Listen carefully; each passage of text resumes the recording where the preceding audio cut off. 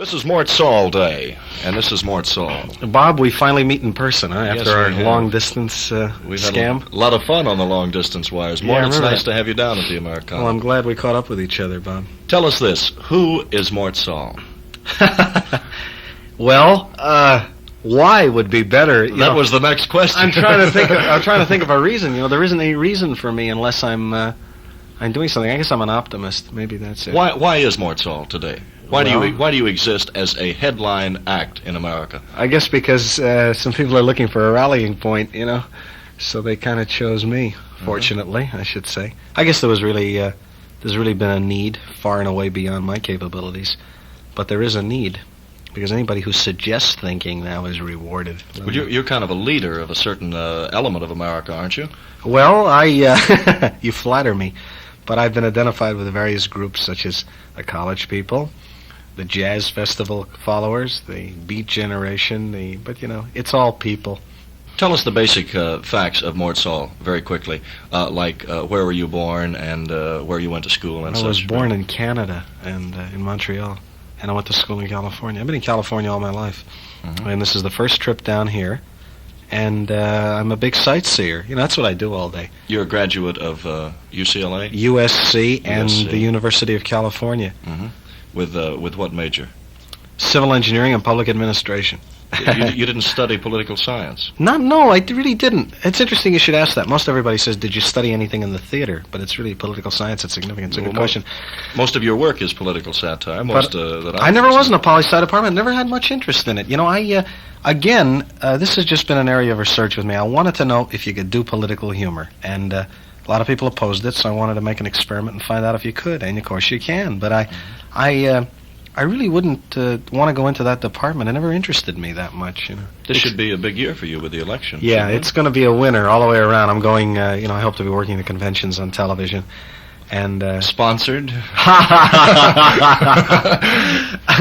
Well, Will they be? I mean, are you working for a sponsor? It's funny about sponsors. It'll be a sponsored show. You know, I always do. I've always taken care to work the largest nightclub I could with the people sponsoring me and to have a sponsor on television because I want to prove to a sponsor that it's just as easy and maybe a good deal more virtuous to sponsor something with some content as to something which is trash. In other words, as much as the audience proving itself, I've got to prove myself and the sponsor has to prove himself. But I don't want him to have to, do it like Omnibus on Sunday afternoon. I want him to make a buck with it. Make a buck with something good, which I think is the happiest wedding of everything involved. This show I just finished for Pontiac, I was very unhappy about because of the fear of people in the business. In other words, we did a show. We did it in front of an audience. They loved it. It was on tape, and it had a real integument of its own.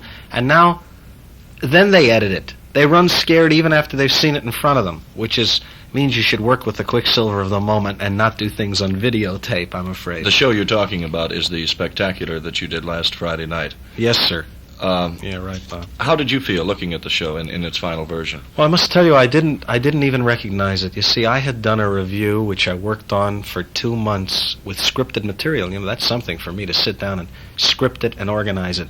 I came on, I did a warm-up. I mean, we had actual production. I did a warm-up in the Ziegfeld Theater in New York. We taped the dress rehearsal. We taped the next night. We had over 2 hours of Mort Sahl in all postures. And I introduced everybody in the show, and I made sure that I believed in it before I extolled the virtue of these people to the audience. Then the sponsor called in Eddie Cantor to endorse the people. He was taped in later, and it looked like it. Then they called in Frankie Vaughan to start on the show, although I never met him. I've never met the guy, and they have me introducing him. And it was a patchwork. I didn't recognize the show, and so it ended up that I was paid a fortune to come on for 7.5 minutes. The sound was even bad on the show.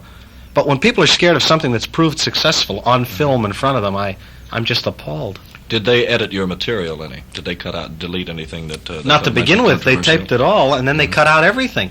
Did they give you right of saying what material would be used in the final In version? the beginning. Only in the beginning. You see, I tried to prove again. I'm trying to educate these people to do the right thing. I said to them, I want the right to edit. I didn't say I'm a guy who doesn't want to be edited. I said I don't want you to edit. I'll edit. I will control it. And I did a lot of things. As you recall, the show was called The Future Lies Ahead. For instance, at the end of the show, I talked about what the future would be in America. 5 fast jokes over the theme, and about psychoanalysis in the future, marriage in the future, transportation in jets, and everything. That disappeared. If you recall, I didn't even say goodnight. I came on the show and then I disappeared. There was no explanation. I mean, what they replaced me with was terrible, and I cannot believe it. I mean, but they, they betrayed me. I had the solemn promise of the people on the show that they would edit it with me, and I never heard from them. Did you have the feeling that you came out looking more like a master of ceremonies than a humorist? I didn't even come out as that, because they had Eddie Cantor and 5 other things going. They had all the elements. They had Sahl and Cantor and... I was on for 7 minutes, but I mean, it was not explained. One thing I did... I didn't like the long shots. I didn't like anything. The color was even bad. If you saw it in color, the balance was terrible. And they didn't, they don't let you... I did a commercial for them, for instance, a funny commercial explaining the virtues of Pontiacs. That disappeared, and it was replaced by commercials of dubious value. Mm-hmm. Have you tried to cash the check they gave you? As a matter of fact, if I possibly could, it would go back, because believe me, whatever they paid, accepting money for it was a cheap way to kill me. Mm-hmm. Listen, can we talk about politics a moment? Anything, sure. Do you believe that national politics in America today are corrupt? National politics. The national political scene. Well, I think it's unfortunate that there are vested interests in the Senate and in other areas, but I suppose, the world is worth saving. There's more we have a very elastic system in America. We can clean house easier than anyone else. We can do it without overthrow, for instance, which Roosevelt taught us. Few governments can do that. Mm-hmm. So I would say, there's more that's good to the body politic than bad, but there are several corrupt elements, yes. Have you followed the radio, television scandals, the quiz shows? Yeah, quite closely, Bob, yeah. Now, when you say you have followed them, you have followed newspaper reports of them? Yeah, I followed it quite closely. Now, do you believe that radio and television, the industry as a whole, is corrupt? Of course I do. To what extent? Oh, to its marrow, because the people, it isn't a matter of keeping off political material, and it isn't a matter of having laugh machines, and it isn't a matter of rigged quiz shows. It's a matter of a philosophy ingrained that people are stupid and are to be robbed and to be raped, in effect. That, in other words, if you have no respect for the intellect or the morality of your country, that's an attitude of destruction. You cannot nurture a group of morons and then say, why are the Russians ahead? In other words, this country can very likely go under because of the profit motive of the people in television and in advertising. It isn't just a matter of a guy is light on his feet and his morality is a little questionable, but he's a success on Madison Avenue. It's a matter that this is in the grain of this country and may kill us all. I really don't mean to be melodramatic about it, but the results are in front of us. It's a discrimination against the American mind. You can't be anti-intellectual and then say, where the hell are the intellectuals, Do you believe that government control is the answer to this? Well, I believe that as far... Or would that be worse? I would say that, well, it could be. If it were under somebody like McCarthy, it could be, but I remember that all through the Roosevelt era, government control was far from corrupt. There's government control of the lottery in Cuba, and it's scrupulously honest. NBC told us that themselves on that special on Cuba Saturday night. I'm afraid that the networks are using the people's air. They've forgotten that when they talk about government control. They're using the people's air, and they're not using it well. And I think you'll find wherever there's any morality and not a mass suicide rate in any field, from civil aeronautics on through public resources, the conservation comes from government control. And it's forced. It's forced. In other words, the people must step in and say, stop this murder. That's what it amounts to. Because the advertising men are just unforgivable. I mean, they are amoral. How did you feel about the Charlie Van Doren case as such? If you had put yourself in Van Doren's position, do you think you would have taken the money, Mort? Now, I mean, imagine yourself in his place. No, I would not have, because Robert Oppenheimer was a school teacher, too. And he knows a little bit more than Van Doren. And he didn't go on any quiz shows. I think Van Doren is a thief, out and out. I think it's ridiculous to name him as the only thief, but I don't think that's the point. That's an extraneous point. Americans are much too forgiving.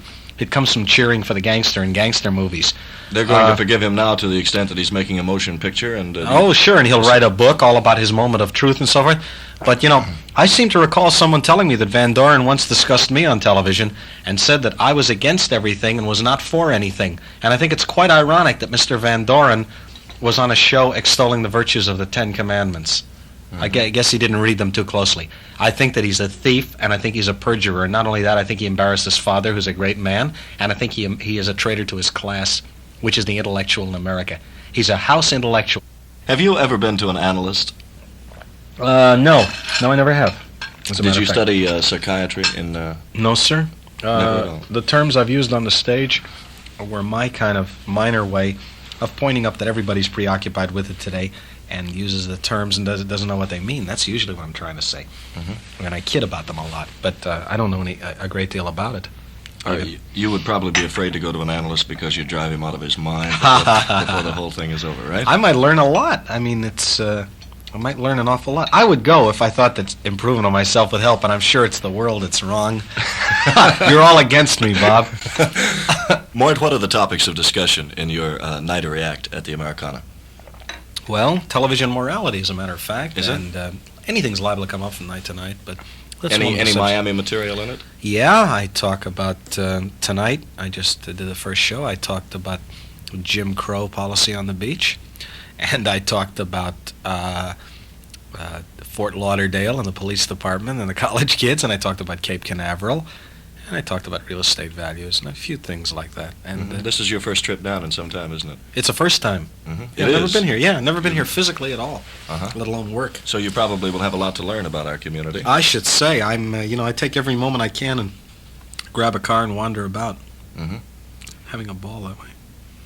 You were labeled sick by Time magazine, right, Mort? Yeah, they apologized later. Did they? Yes, they did. Why? After you got acceptance by the public? Sure. And they wanted on the bandwagon? Was Sure, this it? of course. But they're, they don't know. People are looking for categories. They're looking for categories. It didn't hurt you, though, did it? No, none of these things have hurt. These are all, in fact, the very fact that I can get mad and discuss it here is a luxury. If it hurt, I probably wouldn't even have a chance to protest it. No, it hasn't. It hasn't hurt at all. It seems to me to be a kind of an injustice. I haven't earned that by any means. I'm not a cynic and I'm not negative.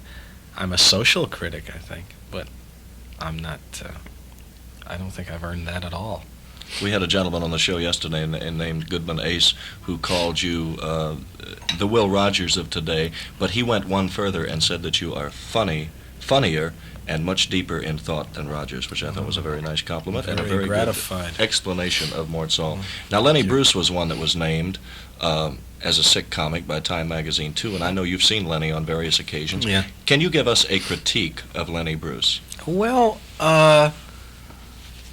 first of all, when you watch Lenny, it's really the mind alive. It's really happening in front of you. That real Quicksilver performance. It's like watching a jazz musician, and that's really his heritage. Mine, too. But it's because I suppose we belong to what Alfie Bester, writer for Holiday, called us the hip generation, not the beat generation, but hippies. We're very much aware of the things around us. We talk about everything. I'm sure it sounds to a lot of people like we're talking about things that we don't even know about. A lot of times we don't, except it's a general protest because we feel like victims of them. We don't feel interrelated with them, but we feel like we're suffering the consequence of their action or inaction, as the case may be. So we're, Lenny... Lenny feels completely justified. He doesn't feel like an outlaw. He feels completely justified in swearing on the stand if he feels that'll make his point. But he works with a definite virility, and he has something to say. There's a virility in his work, and it is not in the work of all comics, as we know. And he doesn't do prepared material, and he doesn't play it safe. He goes. I think that the morality is his own, and sometimes I suppose a lot of people do not understand his morality, but it's not just shock value. A lot of people write him off as saying he wants to shock. I don't think so, because I know him quite well. He's a friend. He's a very secure man in his work. I think he is. I think so. He must be. That's a good point. And a wild imagination, the wildest. Remarkable. Remarkable. Who will be the next president, a Republican or a Democrat, Mort? Well, I don't know. I think, as of last November, I said at that time that I thought For a while, I thought Nixon and Rockefeller were going to run against Stevenson and Kennedy. I must preface this by saying this was not wishful. It was an actual survey of the thing, as impartial as I could be, not rooting. I believed at that time that Stevenson and Kennedy were a well-balanced enough bill to beat Nixon and Rockefeller. I don't know about that now. Of course, Rockefeller's out of the picture thus far. Do you think Rockefeller will at one time become president of the United States in a future? I don't know. Year? I don't know. I really couldn't say. I guess people have gotten used to accepting aristocracy. I mean, Roosevelt was wealthy, Harriman's wealthy, Stevenson's wealthy, and Rockefeller's a wealthy man. I mean, they believe that a squire can lead them, lead the serfs. Of course, there aren't any serfs anymore, in a sense.